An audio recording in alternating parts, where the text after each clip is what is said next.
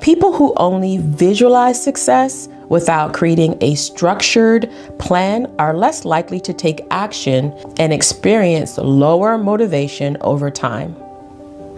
So it's not just good enough to have a vision board. It's not just good enough to have something visual. You literally have to have a plan. This is what happens when you have a plan. Because the dopamine release, it says in the science behind it, from imagining success tricks your brain into thinking you're making progress when you're actually not. It's a proven science that you can get excited. All of us have done that.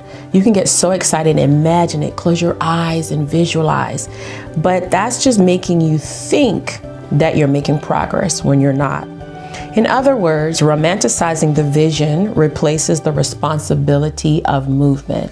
Have you ever met anyone who's just talk? Every time you meet them, I'm about to do this. I'm going to do this. I've been thinking about that.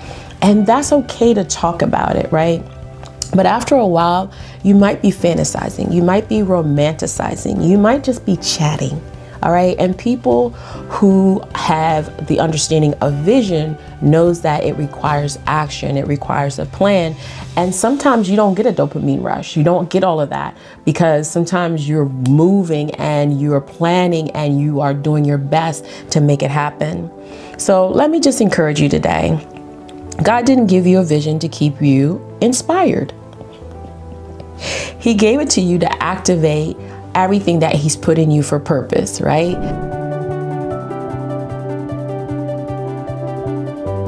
Welcome, everyone. Hello, I'm Sybil Bull, your host for Faith Based Optimum Living, where we share transformative content on emotional wellness, purpose-driven living, and a meaningful life. Let's get into it right now. We are actually about to start a new series in our vision focus. We're going to talk about sight to movement, right? So you have sight, but you got to move. So you're going to sight to movement in the series. And this is our first episode in it. So what we're going to talk about today is this: from dreaming to directive. So from having a dream to the directive, right? And that's very important. It's so good that we can dream about things, and people say dream big, go big, right? But today I want to just talk about how important it is to have directives. When we talk about vision, it's not something we're supposed to romanticize. It's not a cute quote, a Pinterest board, or a late night journal session. Vision is a directive, a divine assignment that demands movement, maturity, and stewardship. Let me give you the big one again. It is a directive. When you hear vision, it's a directive, a divine assignment that demands movement, it demands maturity and stewardship. So today's episode, we want to challenge your mindset around vision, especially if you've been dreaming more than you've been doing. Yes, I said it. I did. If you've been dreaming more than you've been doing. Because when God gives us a vision, He's inviting us to do it, not just fantasize about it, right? He's calling you to respond, right? To react, to take a directive.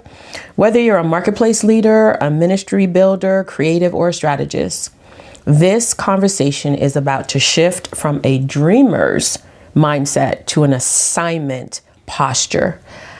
Whoo, are y'all ready? It's going to be so good. I know I already heard somebody say, oh my goodness, she's speaking to me. This is for me. And before we jump into the rest of this episode, I want to make sure that you go ahead, if you have not already subscribed, hit that notification so that you don't miss anything, and share this with someone else because it's so good. And I don't want us just to keep the goods to ourselves, right? This is how we grow as a community. Let's talk about the psychology of a dream delay, right? The psychology of a dream delay. So let's do a little bit of science. According to the research in the Journal of Experiential Social Psychology, people who only visualize success without creating a structured plan are less likely to take action and experience lower motivation over time. So it's not just good enough to have a vision board. It's not just good enough to have something visual. You literally have to have a plan. This is what happens when you have a plan. Because the dopamine release, it says in the science behind it, from imagining success tricks your brain into thinking you're making progress when you're actually not. It's a proven science that you can get excited. All of us have done that. You can get so excited, imagine it, close your eyes and visualize. But that's just making you think that you're making progress when you're not. In other words, romanticizing the vision replaces the responsibility of movement. Have you ever met anyone who's just talk? Every time you meet them, I'm about to do this. I'm going to do this. I've been thinking about that. And that's okay to talk about it, right? But after a while, you might be fantasizing. You might be romanticizing. You might just be chatting. All right. And people who have the understanding of vision knows that it requires action. It requires a plan. And sometimes you don't get a dopamine rush. You don't get all of that because sometimes you're moving and you're planning and you are doing your best to make it happen. So let me just encourage you today. God didn't give you a vision to keep you inspired. He gave it to you to activate everything that he's put in you for purpose, right? So he didn't give you this vision so that you can just be inspired. God showed me, I saw, I dreamt, I woke up from this or that, but he gave it for you to be an active place of purpose. Here's some things I want you to think about. I'm going to ask you these questions. I want you to think, am I still dreaming about what I should be building by now? Have I been talking about this in a dream form for the last 5 years, 6 years, 7 years, 8 years, 9 months?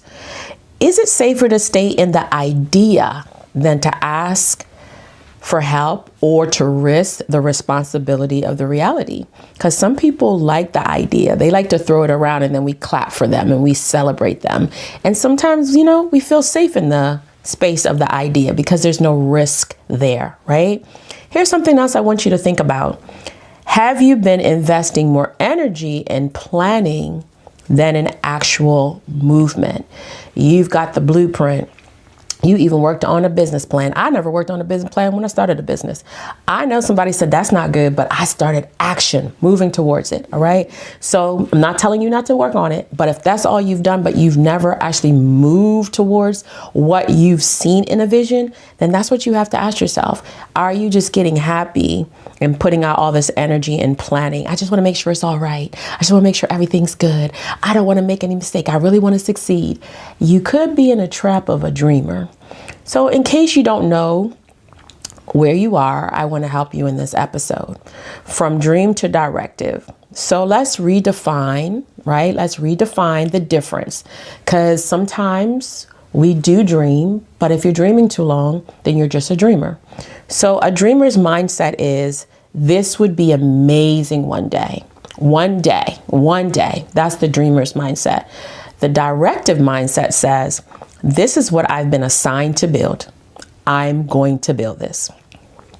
The dreamer mindset needs hype to stay excited.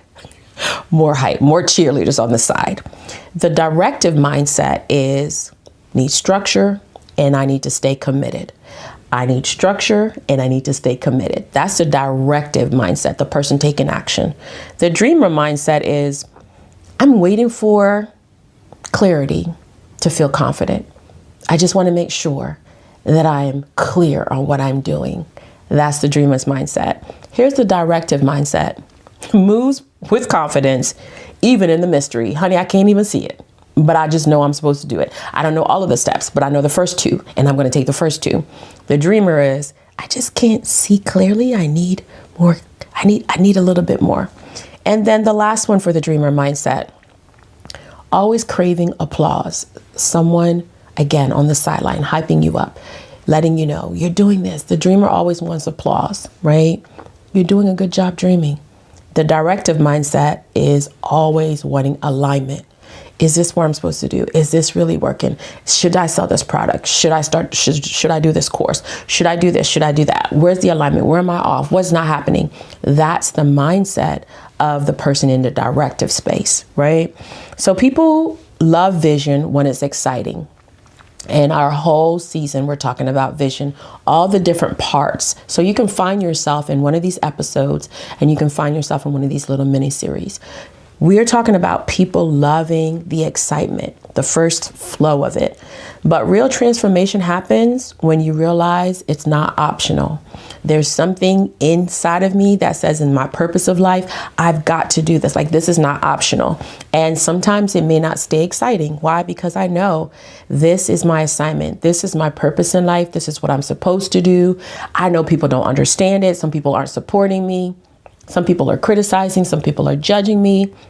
I've lost people in the midst of it, but I know that this is what I'm supposed to do.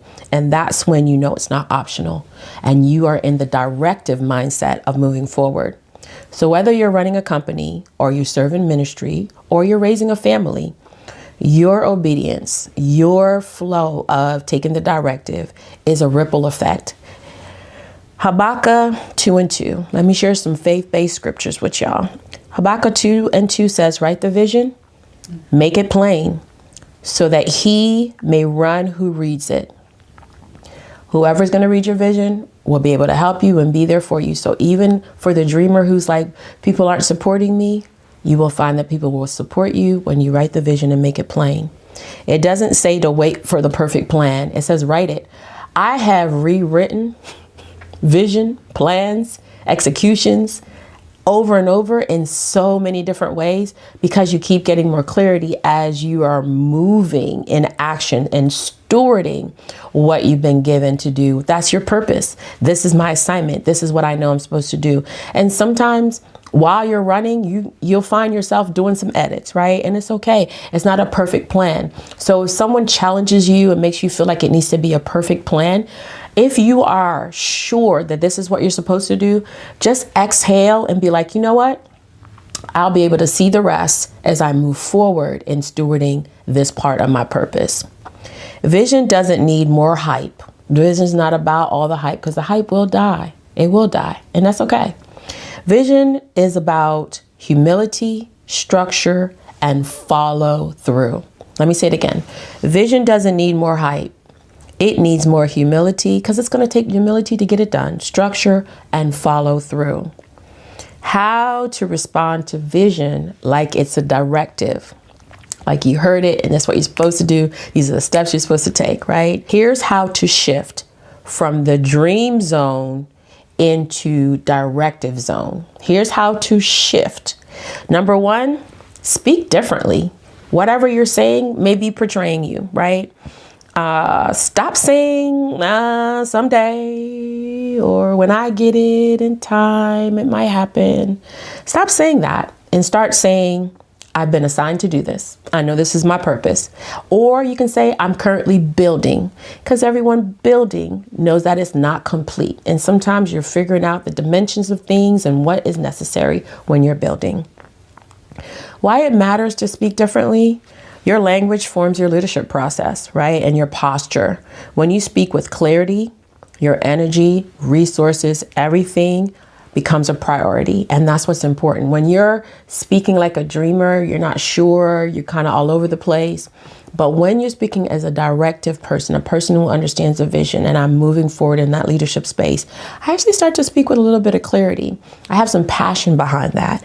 And it's really important. And also the resources, I start to seek out things rather than waiting for things to seek me out.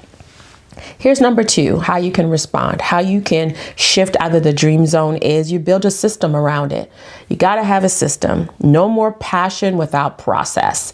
You can't just have a whole lot of passion.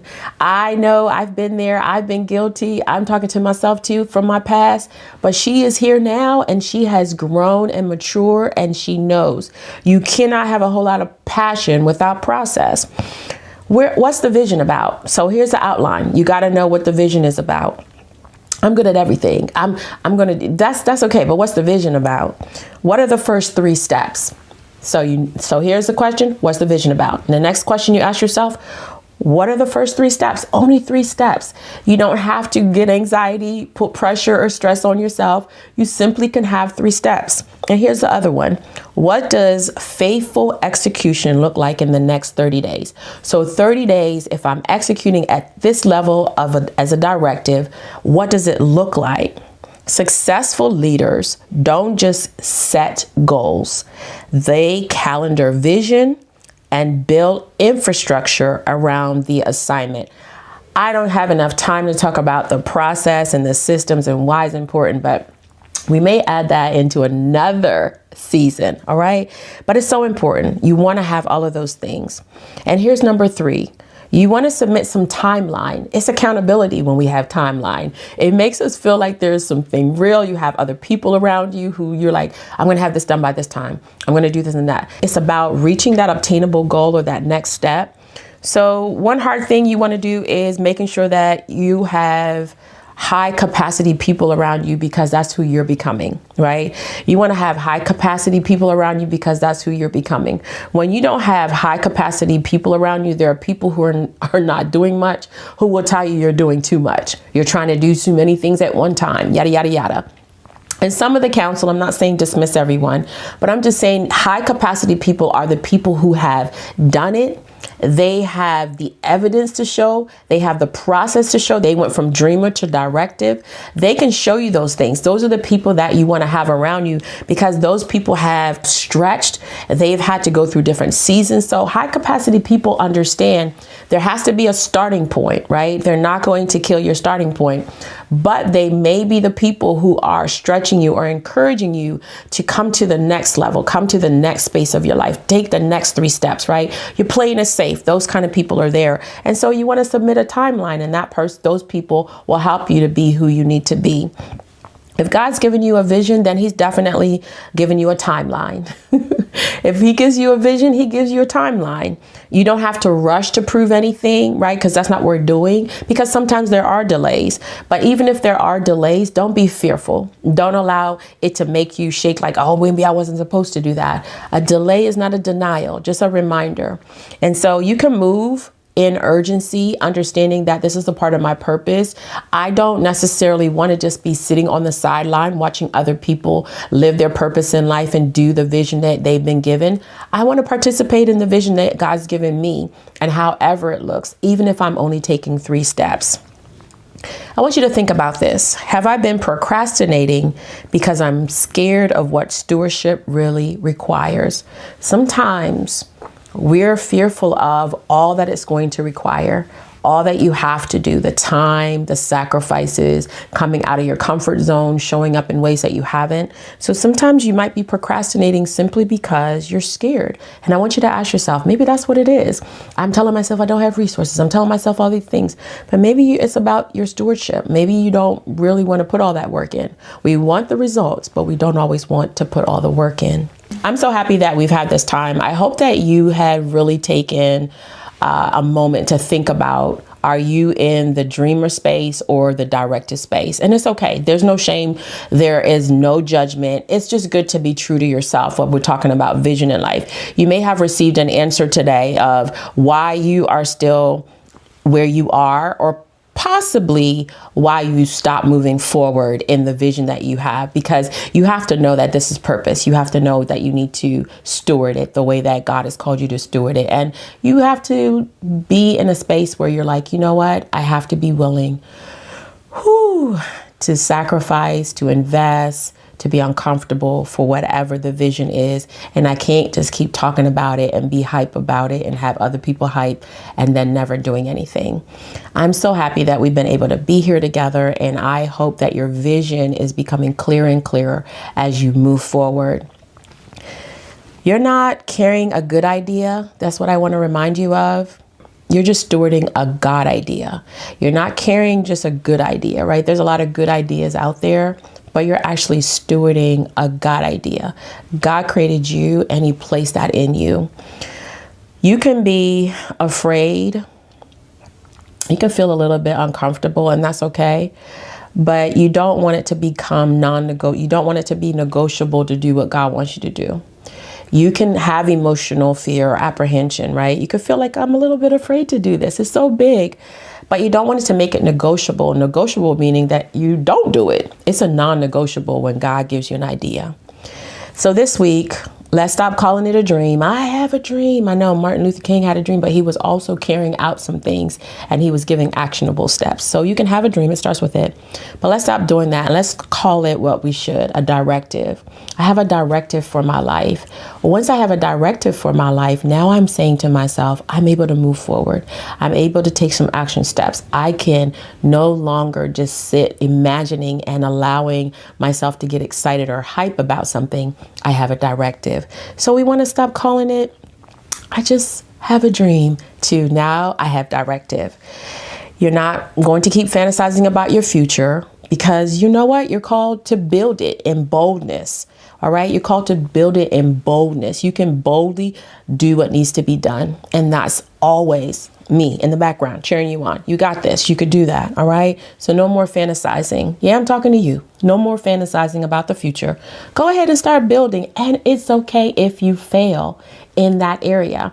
Everyone who's successful does that. It's a part of the equation. You can't get out of it.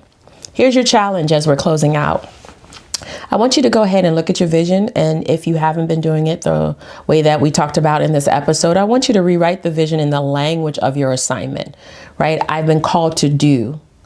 I've been called to ... I am building ... The vision matters because ... And maybe you're saying, well, why would my vision matter? Because you may have solutions. You may be the person in your family who's doing something new. You're a trailblazer. The vision matters because of people who are going to benefit from what you're doing. So just figure out what your answers look like and then identify 3 next steps. 3 is so easy, and give it a start date and go from there. So these are my 3 steps. Here's my start date. And then replace hype with humility and structure. Don't look for people to keep confirming. They confirmed it. They confirmed it. All these people, oh my gosh, they're telling me I should do this. Go, go, go. No, just become humble enough to start doing what you're supposed to do and then build some structure. That's what I'm going to challenge you to do this week. I'm so happy that we've come all the way to this space together. And I want to say to you that if you have received some clarity or the push, I know I was a little pushy, that you needed, go ahead and share it out. And don't forget to leave a comment. Let me know how this spoke to you. If you're watching, if you're listening, leave a review. Let me know what you're thinking. And remember that you're moving from dreaming, right? You're moving into a place of directive. Don't forget that you can subscribe to our Optimum Living podcast. And we have so many great tools and downloads that we've been sharing during the season. So if you've missed some of them, go back and watch those episodes and get all the resources that we're sharing, because I just know it's going to be beneficial to your life. Thank you again for joining me on Optimum Living. I'm Sybil Bull, here to help you grow, live fully, and unlock the life you were created to enjoy. As you move forward, keep your heart clear, your vision sharp, and your steps rooted in what truly matters. Stay grounded, stay grateful, and keep reaching for the life God has shown you. Remember, you're designed to live an optimum life.